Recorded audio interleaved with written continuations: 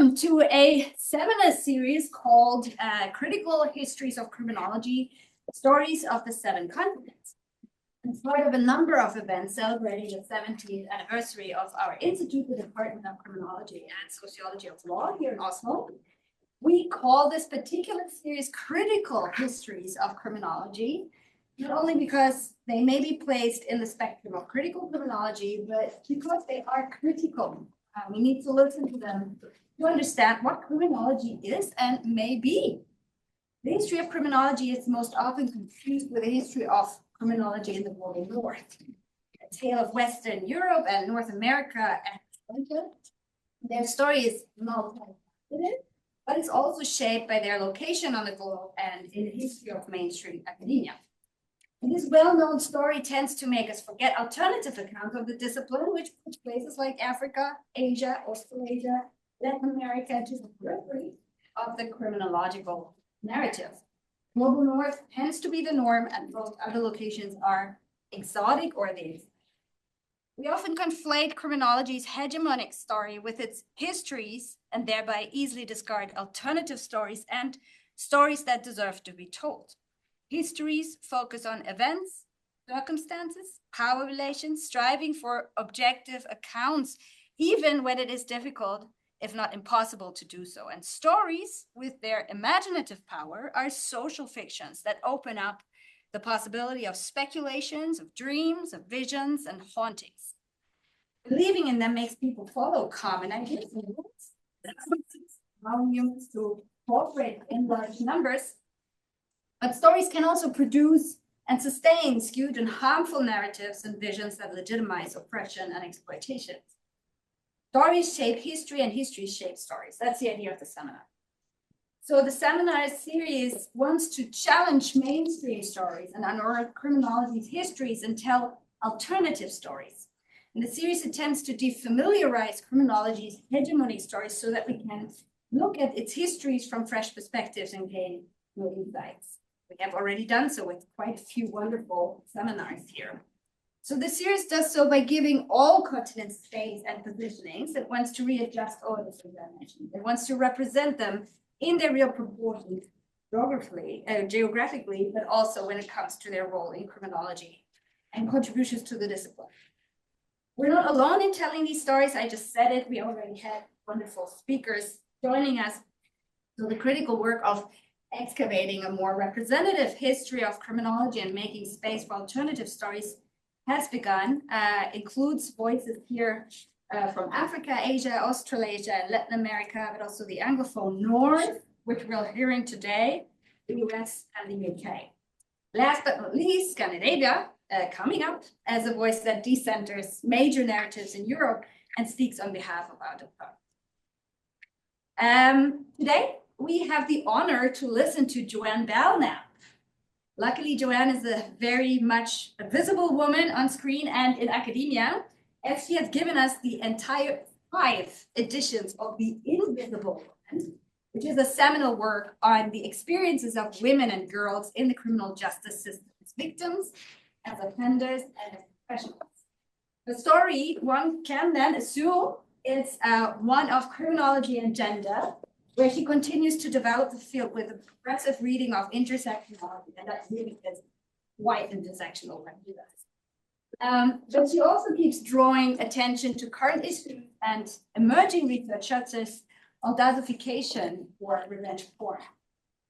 Her commitment was awarded with the Elizabeth G. Memorial Lectureship Award, which recognizes efforts to advance women in academia, interdisciplinary scholarly contributions, and distinguished teaching. Joanne is not only a fellow of the American Society of Criminology, but she also was its president in 2013 and 14. And that in that position, she also reminded us of the criminologist's role to keep advocating for social and legal justice. And I think that is really close to her heart. To kind of keep telling us that we have had a role in changing things as well. Joanne is a professor emerita at the University of Colorado Boulder, where she actually sits right now and holds this presentation for us. And those who can guess her local time of today. You may be awestruck by her commitment to speak to us today and tell her story about criminology in Northern America. Thank you, Joanne, and the word goes to you. Thank you so much for that lovely introduction, and it's such an honor to have been asked to do this. I do have to say, when I was elected president of American Society of Criminology, I kept telling my partner, he's like, "You're so busy," and I'm like, "Oh, don't worry, I won't be elected." And people said afterwards that it was more surprising that I was an activist than that I was a woman feminist. So anyway, I've always felt proud of that, but thank you. I am giving this presentation actually from Denver, Colorado, since I have retired and I live in Denver, and I wish I could trusted my laptop to show you out my window right now, because I'm right downtown. It actually looks really lovely over our train station. But I'm giving this presentation from Denver, Colorado in the United States, and I'm on the traditional and stolen territories of the Arapaho, Cheyenne, and Ute nations. I need to start with this apology that I am not going to be doing a great job of all of North America. I am going to be focusing on the United States, and a huge apology for that. I really tried to figure out some other ways to incorporate this better, and I have some, but mostly Canada and Mexico, and I have barely done justice, so to speak, to them. I love that this says North America. In the 1970s, when I was an undergraduate at the University of Colorado, my sister was a nurse in the Peace Corps in Guatemala, and those were the olden days when we wrote letters, and that was the only way we could communicate from there. And she said we should never call the United States America. Nobody should call it America. It really, and well, in Guatemala and these other countries, they really dislike that. And I've always tried to be very conscious and taught my students that we need to say North America. We need to say, if that's what we mean, and United States. So thank you for that. I am trying to cover a lot in this lecture. I cut so much out, and it has been a little bit daunting. But this is the kind of what I'm going to follow my outline here. And I kind of weave some theories throughout it, but I also have to say what my idea of theories and mainstream criminology's idea of theories don't always match. People called it the pathways perspective for years, and I started just saying, we've proven it. Let's call it the pathways theory, which is one of my favorite theories. But anyway, to start here, and I realize this is one of your former speakers for this series, but Dr. Agostino, I think, is just such a phenomenal, well, I don't just think, he is a phenomenal scholar to have shaken up the lens of criminology and how we study it.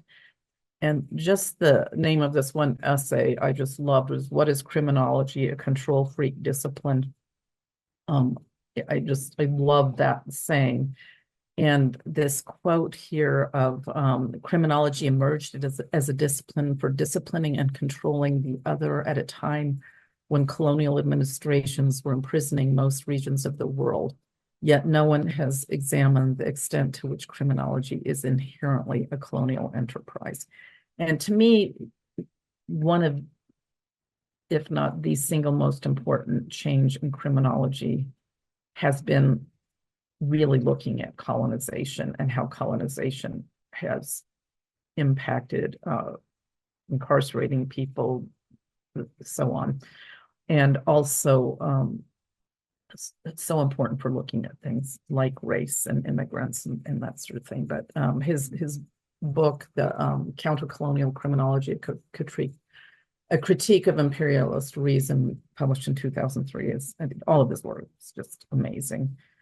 A scholar that I am really embarrassed that I did not even know about in all my training, and they don't call this a theory either, but social death is, and I'm hoping that a lot of you will have heard of a lot of these people I'm talking about, but I have to say, I got my PhD in 1986.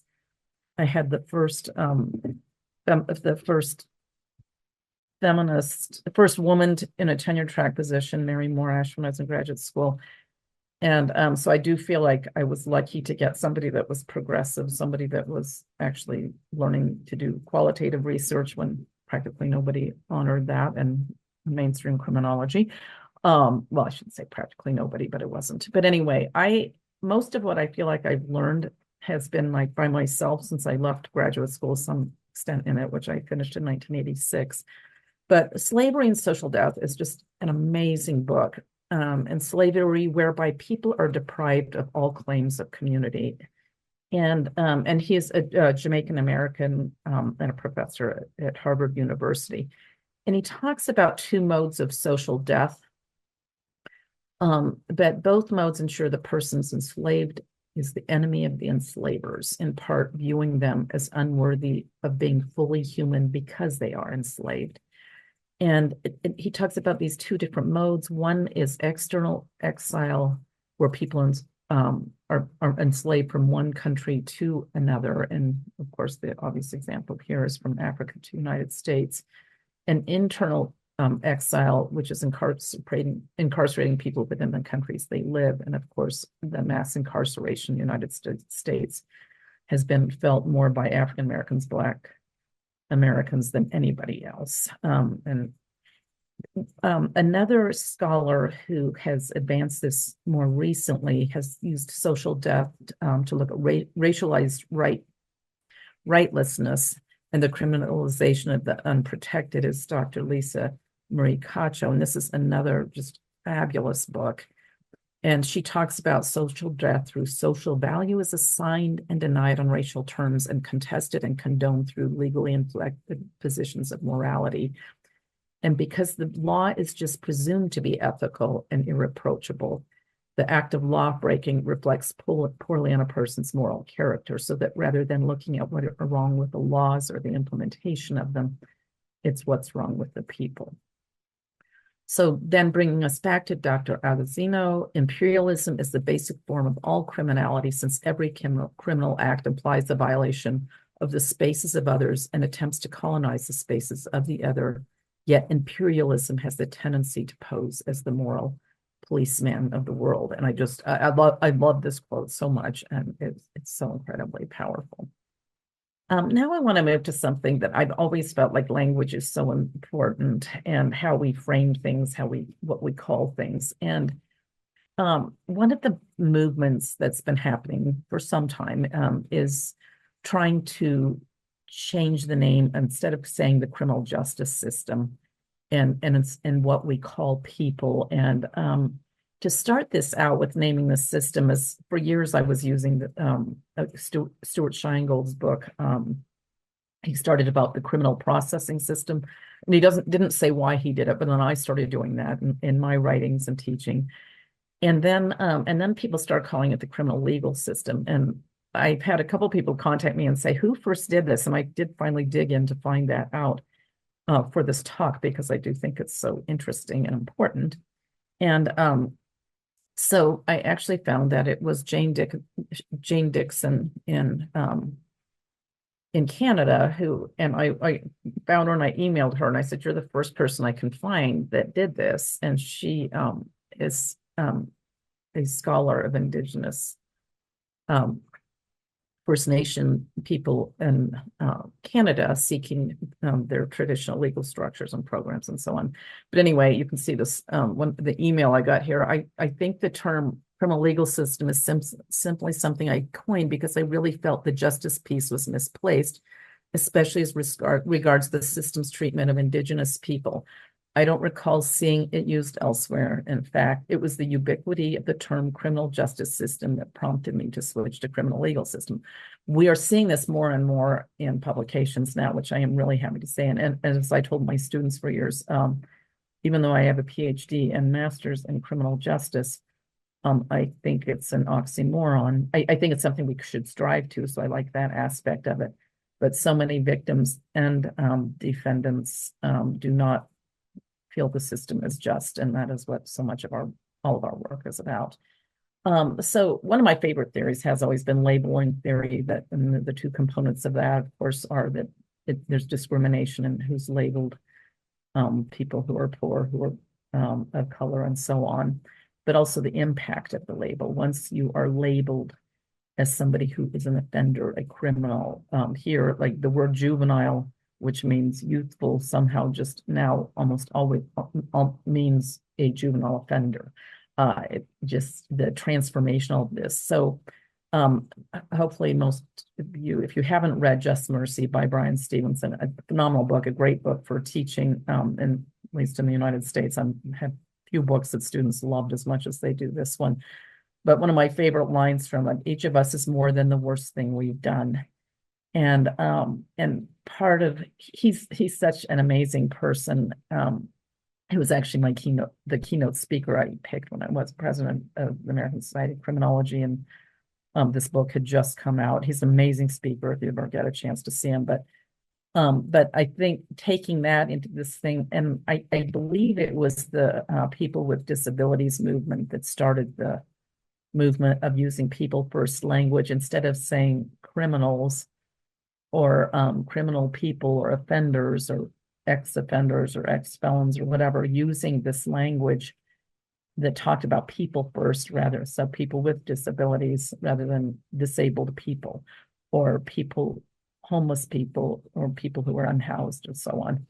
So in trying to do this in a way that that sees people, gives them less stigma, provides them an autonomy more than the worst thing they've done, or they may not even have done, they've been charged with it, as I'll talk about in a moment. So I do think language is incredibly important, and I have a number of sites for this of different people that are talking about the importance of this. And then now moving to criminalizing and the criminal legal system. So related to this idea of the person first language is people who've been criminalized. And I'm working on finishing a paper right now. It's the first time that anyone, to my knowledge, and I've looked very carefully, has been able to compare a random group of women who are incarcerated with a random group of women who are not incarcerated in the same geographic region, in my case, Ohio, in 2010, with their self-reported sexual abuse histories. Doing this with my former doctoral student, Kathy McDaniels Wilson. But in talking about who's criminalized, another difficult aspect is how we talk about people detained by the police, arrested, convicted, and or incarcerated. And that's someone who did offend / commit a crime. And then, but people, we all know in the United States in particular, there are a lot of innocent people that have been given the death penalty, that are on death row, that have been given life sentences, including juveniles. And that's one of the other things Brian Stevenson was working with, and to try to fight and actually successfully argue before the US Supreme Court twice about making it unconstitutional to give youth life without parole. And then he went back and argued a case that youth who had been given that sentence should have their cases reviewed. And as Martin Luther King Jr. would say, justice delayed is justice denied, and it's taken a very long time to get those cases through the system. And there's a lot of people, primarily African Americans, rotting seriously in US prisons with this. The other part is in looking at the criminalization, how much could people have been help seeking to do this? Could it be self-defense when it's not considered self-defense? Historically, that's been a lot of women who killed their abusive partners. And it can otherwise be related to trauma and victimization. So looking at the criminal legal system and the different aspects of doing all of this, I just was trying to visualize a way to look at and the different ways that all sorts of sort of legacies have taken hold and are all related to each other. Abortion is certainly huge in the United States right now, the overturning of Roe versus Wade, and all the implications that has, and coming forward now of women who've actually died, and most recently, African-American woman from, I believe, Georgia. And but looking at all these ways that these systems just reinforce each other and have resulted in the criminalizing of people who either didn't do the crimes or if they did them in this in a system that is very discriminatory and unjust. So when in this slide, what I'm trying to do, when I was going through my slides, I hope these aren't too busy. But looking at criminalizing and offending factors, and the reason I put criminalizing here is, again, for cases of people who actually are innocent, or this should have counted as self-defense, or somebody was stealing food because they and their children didn't have them or something like that, versus they could actually have could commit things that are related to offending behaviors and so on. So we have all these different things here that I listed around here. Immigrant status. One of the things I really wanted to talk about was the immigrant paradox, also not considered a theory in the United States. That's probably don't have time to do that. But if I do, I might get back to that, or somebody can ask about it. But one of the things we know is that all of these things are related to labeling people and to what their sentence are, their likelihood of being arrested, different things like that. And that these really just compound. It's not just adding them together, it's when they all come together. Another thing is the research on the school to prison pipeline shows these really clearly, especially youth with learning disabilities. And then you compound that with being a student of color. And more recently, this whole victimization and trauma, how that is is such a risk factor for being criminalized or actually committing offenses. Dr.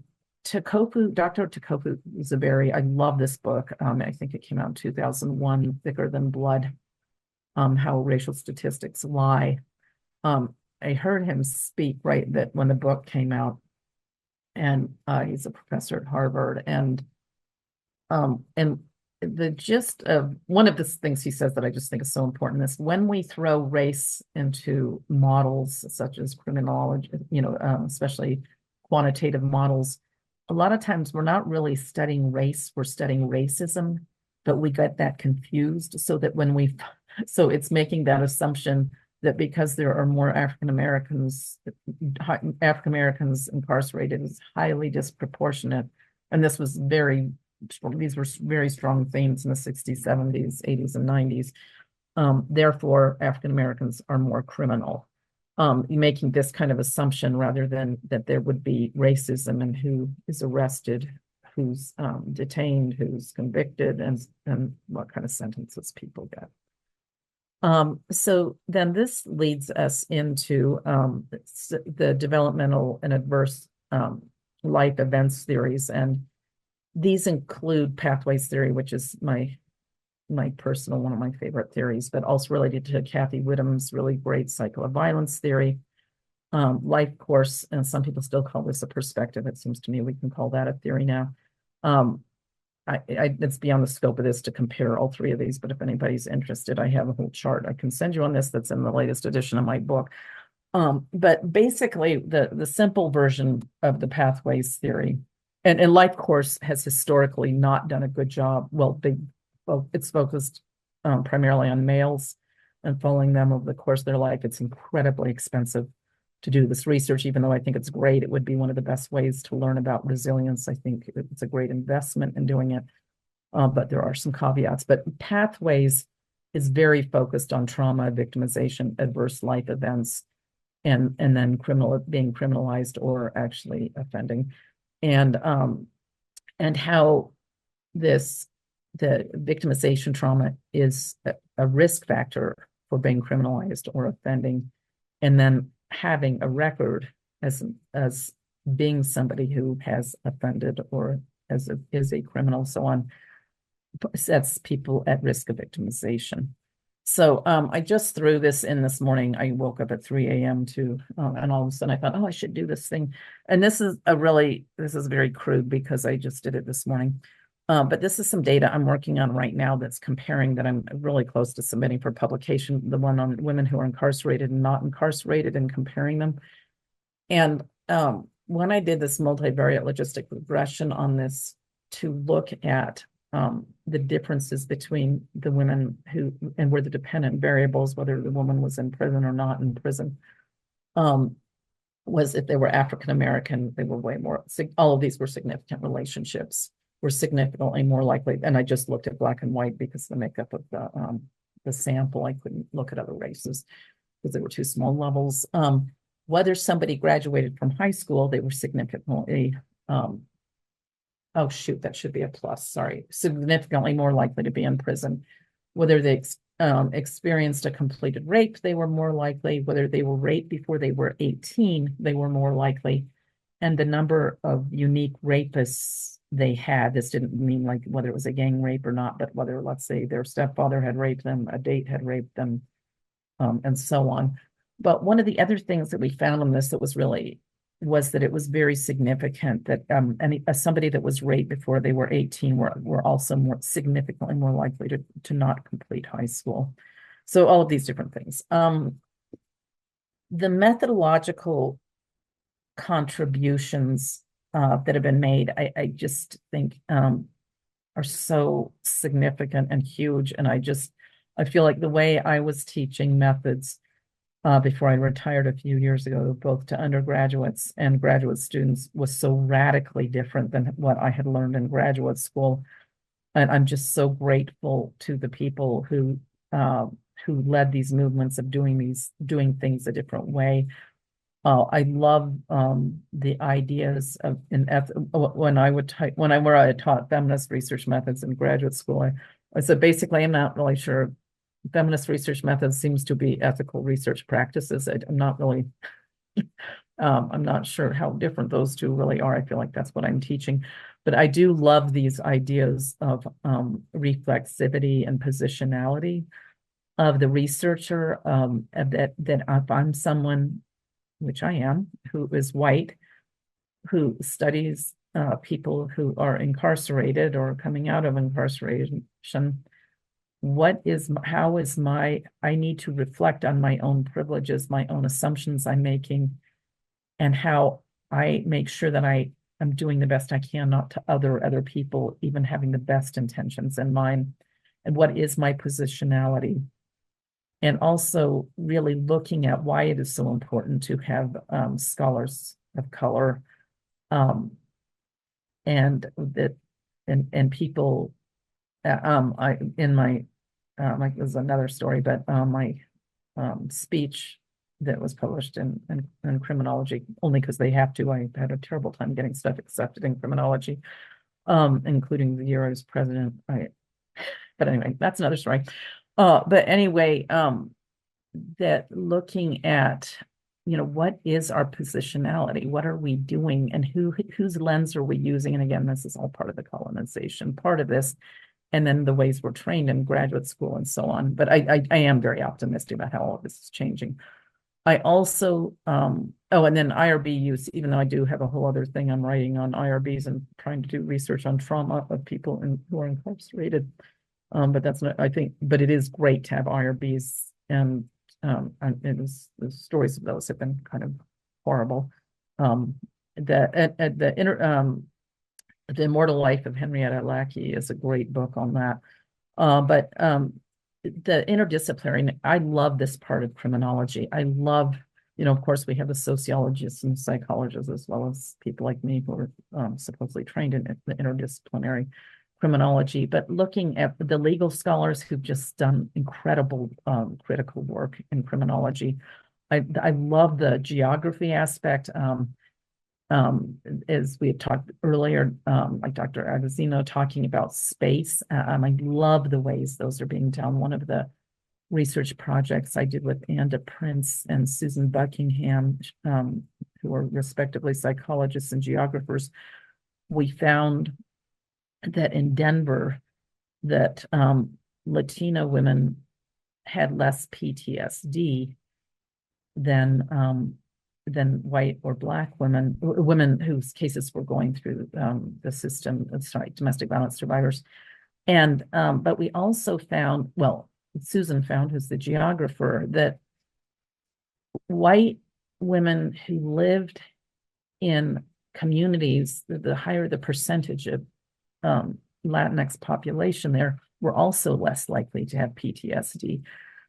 And Anne had called me like, why is Susan finding this? And I said, oh, I just read the Latinx, also called the Hispanic, also called the immigrant paradox. And this is why, like, what does community tell us about this?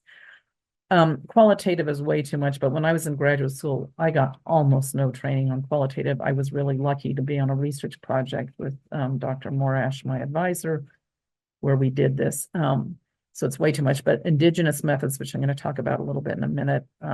I love the reading about this, and it's really influenced me.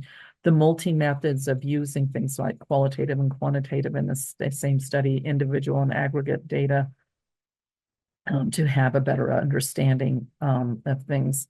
And then some of the interactive methods. I've been doing research, oh gosh, for quite a few years now. I started with focus groups, and it was just something I fell into when I was at the University of Cincinnati, where I was into this group that had gotten some state funding from the Office of Juvenile Justice and Delinquency to look at what we call then gender-specific programming, which that name always drove me crazy. It's like, why do we call it gender when we're talking about girls, if we're talking about girls and boys, but that's another story. But the focus groups are I just love doing these. And part of the interactive part of this is, and I've written with Dr. Lisa Calderon, we published something last year in Sage, or was it this year? And their method stuff on focus groups are a great way to give the participants, when you're studying marginalized groups, this kind of have a bigger voice than what the researchers have to kind of change that imbalance. And Dr. Calderon is African-American, Latina, and we've done quite a bit of work together on reentry programs. And this most recent one that we've been working on has been for women coming out of prison and jail in reentry programs or halfway houses. And then she has run the groups, but it is really great to have the members of the focus group, in this case, these women who are in a halfway house or have recently come out of prison or jail. They are the experts. They are the majority. They are the ones that are bouncing the ideas off of each other. And like I said, the first time I used this was in Cincinnati, and in that when we were looking at incarcerated girls, and I had never even heard of focus groups and thought that was just something that they used for politicians, or the woman who ran them had actually worked for Procter & Gamble, who made, I think, Tide and toothpaste and different things. But it's a very powerful thing. And then in about 2014, when I was working with Dana DeHart and Shannon Lynch, Dana DeHart had done these life history calendars with incarcerated girls, and I'd never done these. And it was such a collaborative way of doing research with a participant while we're doing this together. And you use, and again, if anybody wants access to any of this stuff, I'm happy to send it to you. But Dr. DeHart, Dana, would make this Excel spreadsheet where the rows were the different variables and the columns were different ages of the woman's life. And then we blow those up onto these huge sheets of paper, the Excel file, and then with the woman help, we would fill it all in, but we would start with saying, what are the 3 most significant things that happened in your life? One of the things that was really chilling, or I don't know if chilling is the right word, but moving to me when I did was how many of the women saying when they got their GED, their graduate equivalency degree, which is something for people who haven't finished high school, couldn't go back and take these classes. Almost all of them had done it while they were incarcerated. And with all the negative things that have happened in their lives, so many of them, that this was such a huge source of pride for them that they finally had this high school degree, which should be a huge source of pride. And yet in the United States, GEDs are looked down on, and they've gotten way more expensive, and a lot of carceral places, facilities are no longer giving them because they can't afford to. But anyway, the life history calendar, it was fun to, I don't know if fun is the right word. It was, sometimes it was fun, sometimes it was really sad. But so you'd plot these things, what were these three most amazing things in their lives, and you'd show them how you're plotting them into this grid. And then you would start asking things like, where did you live? And you could see this, and who did you live with? And then asking questions about starting to use or using drugs,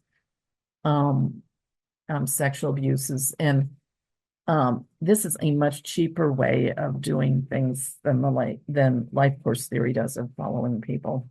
But it's also from the participants' perspectives instead of a lot of times what other people are saying about them. And so, but we can also get a much better sense of the time or the temporal ordering of things, so for example, if a woman said, I want in the row that's sexual abuse, when was the first time you were sexually abused? And then she said, I don't know, it was maybe I was 8, maybe I was 12. And who did it? And then we can look at do you remember where you were living when this happened? And then we can look back in the grid and see that. And it's just a very cool way of doing temporal ordering, and that the participant is very involved. And a lot of times the participants would say things like, oh my gosh, this captured my life, or I really wish the judge could have seen this. So another thing I have loved doing is practitioner researcher collaborations. Dr. Calderon and I have worked together a lot, and it does amazing stuff. Another methodological contribution that I said before, the indigenous methods to me have just really changed, really shaken up that decolonizing methods aspect. And I love this. These are two books that I just think are so fantastic on this. Dr. Margaret Kovacs, Plains Cree and Saulteaux Ancestry in Canada, her book on Indigenous methodologies, and then Linda Tahoe Smith from Australia, decolonizing methodologies. I used this with an undergraduate class a number of times in methods, and they just loved it, which it's really great. But it's one of the things I love is like how did the colonizers get to describe what everything was and how communities worked, et cetera, et cetera. Or even if they weren't colonizers per se, they were outsiders who came in of colonized places, and mostly white people, mostly white men, so on. But also how you break the colonizer lens in conducting research. I love the idea of storytelling in here, and I think these are so powerful, and how important that has been in colonized places for colonized people who've been colonized to be able to use storytelling to keep culture, keep history, and so on. But also people telling the stories of their own lives, their own narratives, and how powerful that is. I just want to skip a slide there. No, okay. It was really hard to pick what to put in here, but this is one book. This is one of my favorite criminology books, City of Inmates, Conquest, Rebellion, and the Rise of Human Caging in Los Angeles from 1771 to 1965. This is by Professor Dr. Kelly Little Hernandez. And she took it, I include, oh shoot, I took it out of here. I have this, a clip that I can send again, if people talking about her book, a video of one of her talks. She did this amazing job, especially because a ton of the archival data had been destroyed when she was trying to look at, start this book. It took her 8 years. She talks in the video about to write it. In the United States, in the classes I taught, I found this such a powerful book for people, for students, and I used it in undergraduate classes only, to see how the United States was built on incarceration. And in this, she does this great, she talks about how she has these 6 stories in it, and I have them listed here. But a really powerful part of it is that she talks about that the United States was built on this incarceration. Settler colonization is based on land, moving people off of land, eliminating people. That's a huge part of it. It's the elimination of people. So it's not, she said, we have this focus about incarcerating people for their labor, because, and that is certainly a huge part of the carceral state in the United States and the history of it. But she talks about eliminating people, like truly eliminating them. And we can think back to Social Death again, by Orlando Patterson. And then she talks about these different stories that come up that you see here, that she talks about these 6 stories. And it's so fascinating and compelling and disturbing in looking at who became the focus of being incarcerated based on the time, so that it started in Los Angeles, which was the birth of incarceration in the United States, with the imprisonment of indigenous people who had that land, to get them off the land so that colonizers could take the land. And then moving to the next group that was predominantly, and in some cases, she said 100% were hobos or tramps, that different names from, but these were mostly poor white men who were mostly just hopping trains and doing this sort of thing. But and then after that, oh gosh, the third, I just realized I missed the indention there, was the Geary Act, was focusing on incarcerating Chinese immigrants. And this was the first time in the United States there was a law that people had this whole different requirement based solely on where they had immigrated from.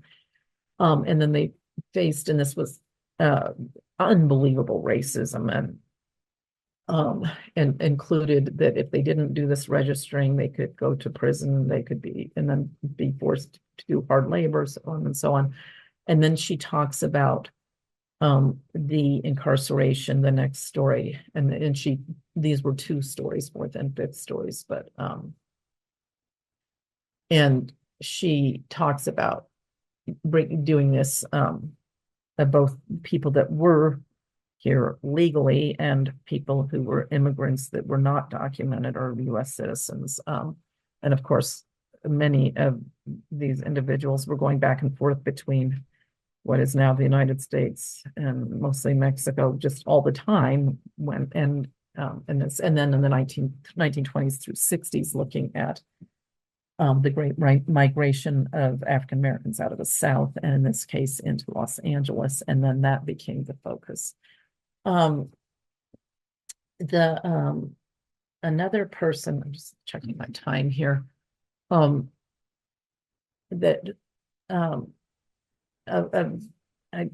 I haven't done a great job on places other than the United States, which I did try to it anyway, and not very successfully. But I did want to say, one of the, there's a lot of Mexican scholars that have documented the really horrible conditions of women in prison in Mexico. And again, I'm happy to share those sites with anybody who's interested in that. But I also, when I was working on this presentation, found out about Dr. Inés Arroyo Quiros, who does green criminology, and she is really amazing, and her PhD is in biodiversity management. I really encourage people to look at some of her work. It's very, the green criminology, again, a great way of looking at space and place and colonization, and then she focuses a lot on the harmful, this last thing. She's the chair of the Green Criminology Specialist Group, a global network created to guide identifying transgressions harmful to humans, environments, and animal species. And I love this last part of this. This was from one of the websites about her. Regardless of legality per se. So just because something wasn't considered a crime, it should it should not be done. It's highly immoral, unethical.